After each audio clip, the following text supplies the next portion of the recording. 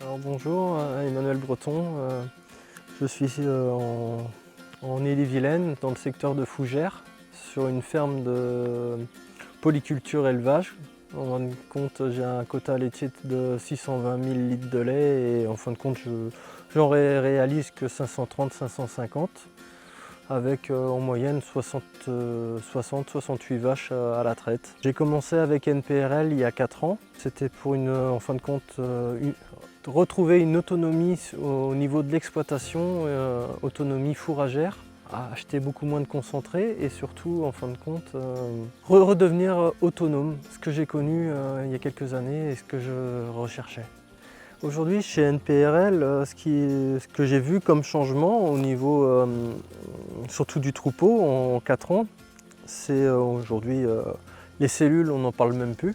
On va dire que souvent, si je dépasse 100 000 cellules, c'est le gros, quoi. Et aujourd'hui, en termes de reproduction, les vaches retiennent bien, les génisses aussi.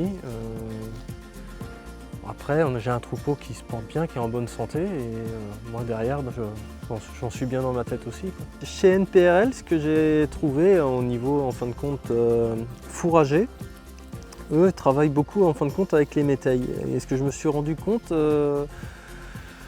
avec le travail sur les métailles, j'ai trouvé une autonomie fourragère en fin de compte.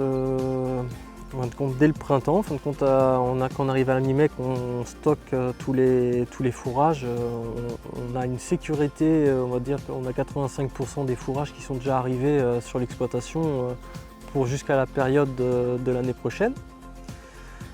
Après, on travaille beaucoup avec de l'herbe de fauche qui permet en fin de compte de ramener aussi de la protéine, tout en autonomie. On travaillait beaucoup, quand je suis arrivé sur l'exploitation, c'était beaucoup de maïs, une culture qui coûte cher et qu'il faut complémenter.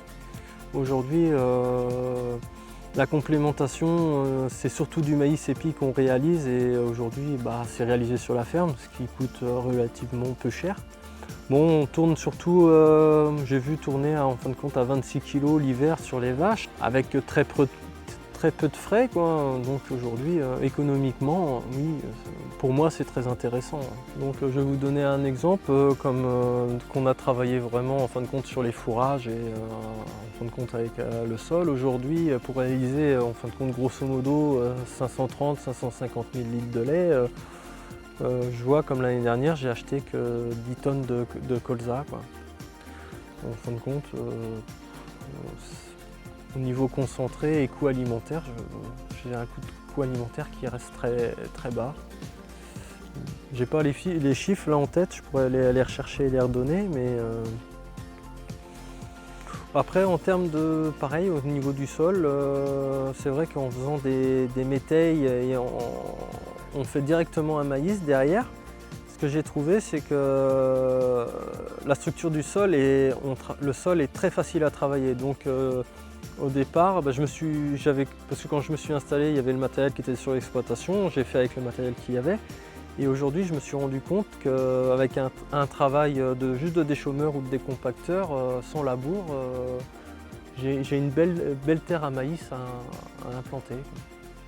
Après, en fin de compte, avec le troupeau, le bâtiment et en fin de compte la surface qui est autour de l'exploitation, j'ai trouvé un peu on va dire un équilibre.